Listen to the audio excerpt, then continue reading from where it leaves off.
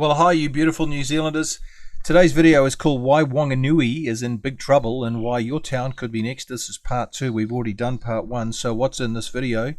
In this video, I explain further why Wanganui is in big trouble. And this video, as I've said, is a follow-up from part 1. So to get the most out of this video, I want you to view part 1 first, and you're really going to be cooking. All right, here we go. So watch the video. What's the problem in Wanganui? Well, I believe it's in deep trouble. A proposal to create a partnership between a treaty settlement entity, that's the Maori Trust, and the Wanganui District Council shines a bright light on what successive governments have been doing under the radar for decades. Under the radar is the key thing. The Wanganui proposal did not suddenly appear out of nowhere. These things don't just happen. That entity, named the Wanganui Land Settlement Negotiation Trust, had a mandate strategy endorsed by the Crown on November the 30th, 2016 and published a deed of mandate the following year. That's the background. Enter Chris Finnison. He's the guy behind the deal. So the deal or settlement has three parties. It has the Wanganui Council, the government, and a Maori Trust. Yep, that's what's going on. Now, so how many Wanganui Maori were actually in on this deal? A New Zealand Herald report quoted Maori Trust Chairman Ken Mair as saying about 80 people came to the first mandate hui for Lower Wanganui on Saturday, January 28, 2017. On the Sunday, the Trust held two more mandate meetings in Ranana and Rarahi with at least 30 people at each. That's what he said. On the Monday, there was another one at Tamaranui, and in the next 2 weeks, there were to be more in Hamilton, Auckland, Wellington and Christchurch. And there's the reference. So what comes next? We can guess that no more than 500 Maori attended these meetings. Yet the Herald reported 4,500. They wanted to give the impression that all the Maori in Wanganui were involved in this decision-making, when in fact very, very few Maori were involved. I'm amazed that Wanganui Maori are not knocking on doors making inquiries. After all, a large amount of money is coming to Maori in Wanganui, but which Maori? Who is going to control these funds? Well, you know the answer, yeah? Watch this video. Kia ora whānau, save and share this video because it's going to be an absolute shocker. We're going to discuss corruption that happens within Māori entities, iwis and Māori trusts. So the first tactic of corruption that you'll see is what you call your proxy voter. So that is your chairman that gets elected in full of proxy votes, and most of those are not even functional or they have nothing to do with the whenua. They've just been put there as your proxy votes to try and elevate their chances of getting into power. Another corruption tactic is they'll use, once they're in power, they may hire all their friends or just all their family, and then next minute it's just all their family. There's the CEO, there's the chairman, there's the hapu reps, and then it's just one family running the entire iwi, shutting everybody out. Another tactic that is used is having a lot of trusts or iwi entities that all sound similar or the same.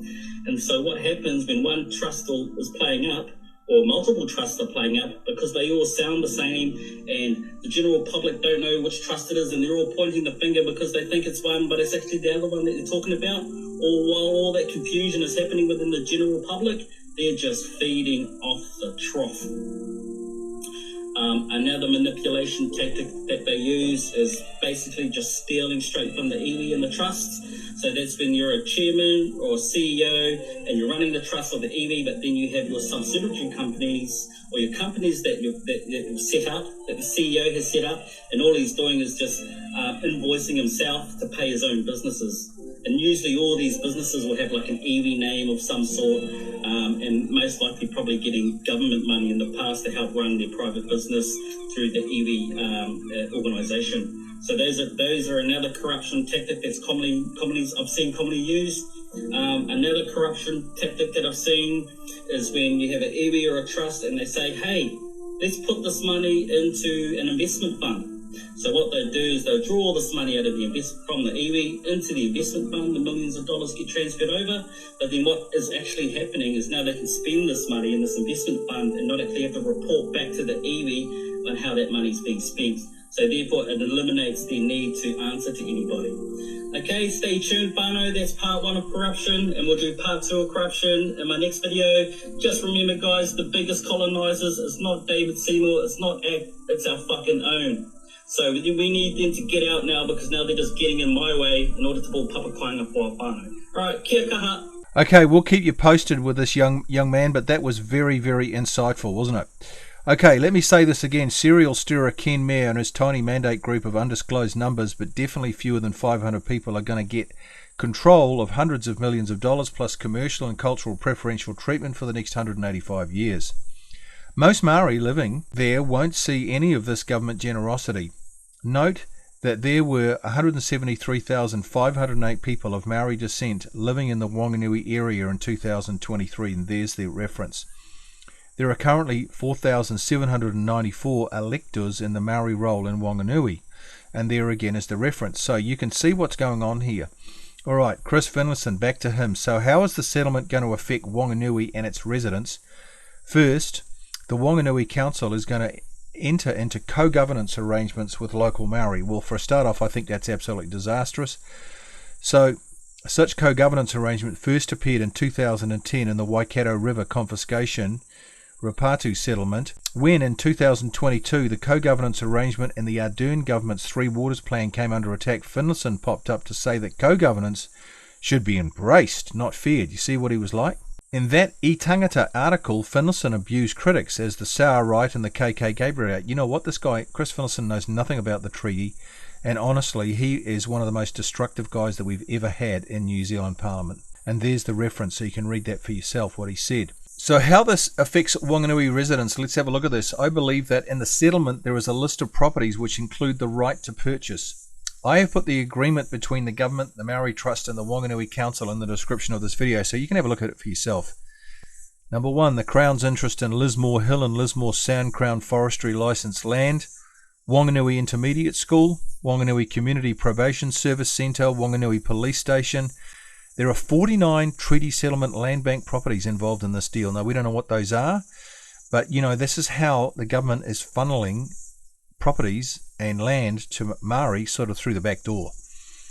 Number 6, 5 Land Information New Zealand held properties. We don't know exactly what those are, and so on. Notice the settlement has all the details except dollar amounts. Well, why is that? Because they don't want you to know just how much money is involved here, so that there's not a public outcry. So let's keep rolling. Here is more. It says, Clause 22C, that to provide next steps and direction on processes to reset the relationship, explore and develop meaningful processes that enhance Ngā Hapu o Iwi o Wanganui's involvement in all council decision making. In other words, we want to move more and more into the council, says local Maori, and decisions that are made inside that council. This appears to be an extremely onerous clause in the agreement, stipulating that all council decision must involve the tribe. Heck, why? Surely this presents a significant conflict of interest, not to mention that council will no longer have the autonomy to make decisions in the best interest of all. Can you see what's going on here? They're just moving in. Why is the public land being transferred to the local tribe? Have the citizens been asked? Has everybody been asked? Has there been enough time for the citizens to really know what's going on and make really intelligent decisions and not being rushed? This land is part of council assets, you see, and it's been given away. Well, study Clause 28 very carefully too. As an initial priority within the first 6 months from the date of this agreement, the parties will continue to explore potential ownership, governance, management and administrative arrangements for the following sites: Queen's Park, Gonville, Kaiiwi Beach, Lake Wiritoa, and so on. Oh my goodness. Study Clause 28 very carefully. Recreation Reserve adjoining Lakes Wiritoa and Pori, and Lake Pori Marginal Strip, Kohuhuia, and that one there, number H. Then there's the airport. Watch this. Clause 29. The parties intend for 128 hectares of grazing land on Airport Road and South Spit, that's airport land, to be transferred to that tribe. The airport land forms part of, is included in the Wellington Registry. It is intended that the airport land be transferred to that tribe in the settlement. The parties will take all necessary steps to enable this transfer. They really want the airport. They were doing this in Wellington. They're going for the airports. What do you think about that? Join the dots. Let's keep going. Within the first 6 months from the date of this agreement, the agreement says, Council will confirm the arrangement for the transfer of airport land to that tribe, including identifying options for transfer. The parties will formally document their commitment agreement to the transfer of airport land. They're making a really big thing of the airport. Why is this? Why do people need the airport so badly? Then it says that these arrangements and documentations will be referred back to both the council and the tribe for final confirmation. This is where the residents of Wanganui have got to get in and have their say and stop this nonsense. And then it says, and any changes must satisfy the tribe rather than the court. So you can't go and take the tribe to court, you see. Amendments. If you want to make any amendments, any changes to this agreement, including timeframes, must be made in writing by mutual agreement of the parties and must be underpinned by the tribe there. See? So they're stitching it up so that you can't disagree and you can't go back on anything. This is going to be set in concrete. Oh my goodness. Well, are these settlements mandated in the treaty? This newly released book says no, these settlements are not mandated in the treaty. The author, Dr. John Robinson, explains why in this book. So you need to read this book, because a lot of people just say, oh, this must be in the treaty, we'll just let it all go. No. There's alternative points of view out there. Just Google Tross Publishing and you'll be able to get this book. It's fascinating to see how he comes to that conclusion that settlements are all not justified in the treaty. The other concerning aspect of this Council Crown Maori settlement is that they never stay in the place they start. These settlements, they move and shift like sand in the wind. They just do. What you start off with in the beginning is not what you get in the end. They always shift and move and expand over time. Have you heard of the fable called The Camel in the Tent? Well, watch this. So here's a very famous parable called The Camel in the Tent. In my book, The Psychology of Takeover, 19 Strategies Maori Activists Are Using to Take Over New Zealand. By the way, you can get this book by emailing cards@stopcogovernance.kiwi. I talk about a strategy that Maori activists have used since 1975 to try and take over the country. What's that? It's called The Camel in the Tent. Let me explain how this works. According to this classic tale, one cold night, a camel asks his master if he can put his head in the tent for warmth. Oh, by all means, and welcome, said the man, and the camel stretches his head into the tent. Soon after, the camel inquires if he may also bring his neck and front legs inside. Again, the master agrees. Finally, the camel asks, oh, you know what, may I just stand wholly within? With pity, the master beckons him into the warm tent. Well, what happens next? But when the camel comes forward, it becomes clear that the tent is too small for them both. I think the camel said that there is not room enough for both of us here. Oh, it will be best for you to stand outside, as you are the smaller, said the camel. There will then be room enough for me. And with that, the man is forced outside his tent. Well, you can see what's going on here. The fable is a warning that small, seemingly harmless acts can often lead over time to huge negative repercussions. This is the camel in the tent, and this is what Maori activists have been using since 1975. So, where does this lead us? How does this tale relate to Maori activists? To gain control of some piece of land, some situation, or sea, or lake, or mountain, or river, or some asset, some person, some entity, some committee, some council, some project. You know what? They start small. For example, when the Treaty of Waitangi Act was enacted in 1975, the Waitangi Tribunal was mandated to investigate breaches of the treaty forward from 1975. Well, what happened? Only 9 claims were registered. It was tin pot. Activists infiltrated the tribunal. No one saw this coming, that this tribunal could be overtaken by activists. Then in 1985, the Act was amended to investigate claims back to 1840. Now in 1975, when they put this Act into, enacted it, nobody could see these two changes, activists infiltrating the tribunal and the Act being amended. No one saw this coming. The number of claims rocketed up to 2,034 by 2009. Now these figures come from this book by Mike Butler. Well, what happens next? In 2025, the number of claims in the pipeline, how many are there? There's 10,000. So we've gone from 9 to 2,034 to 10,000. Well, who saw all this coming in 1975? Then there is the beaches. Helen Clark ruled the beaches belonged to everyone, but Maori could have limited customary rights, she said. In 2011, Chris Finlayson went further. Maori could have full customary rights, he said, so he passed a bill to this effect. To get customary rights, Maori had to prove that they had used the coastline they were claiming continuously and exclusively since 1840. You see how the camel moves into the tent little bit by little bit, a few changes here, a few changes there, and then boom, look what happens. very few groups qualified. The activists infiltrated the courts. Now, in 2011, when Chris Finlayson enacted that law, he didn't see the activists being infiltrating the courts. Man, he couldn't see that coming. They changed the rules to allow Maori claims using tikanga, or Maori law. Nobody thought that was coming. 500 claims rolled in. Again, I say no one saw that coming. Well, can you see how this works? What's the lesson? Don't even open the door of the tent. Keep it firmly zipped up. Sadly, the camel has got into the tent in New Zealand, in our schools, in our universities, in our police, in our medical system, our lawyers, our courts, our real estate agents. The list is absolutely endless. The government has created like a monster with 1,000 heads and 10,000 tentacles, and the tentacles have got into every single aspect of our society. It's everywhere. Politicians over the last 50 years have been so foolish to have allowed it. What do I mean by this? Well, what have our politicians lacked? The answer is they've lacked common sense and foresight. Well, what are these two? Common sense guides a man or a woman to do what's best for everyone. Foresight allows a man or a woman to see far into the future to predict possible negative consequences of actions. Now, if you combine common sense and foresight, what do you get? The answer is you get wisdom. This is the most precious of all human qualities, wisdom. Everyone, whether they're in a position of power or not, should seek wisdom. It's absolutely priceless, and our politicians lack this one great quality. What can you do? Well, contact your Wanganui councillors to tell them what you think.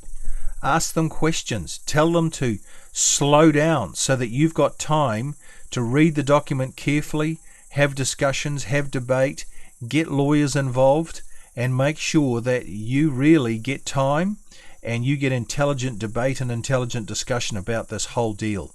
And here's the list of all the councillors and their phone numbers and all their email addresses, so that you can actually put the handbrake on, stop all this, and get long-term discussion going about this deal, so that Wanganui residents do the right thing and the council does the right thing by the people in Wanganui. There you go.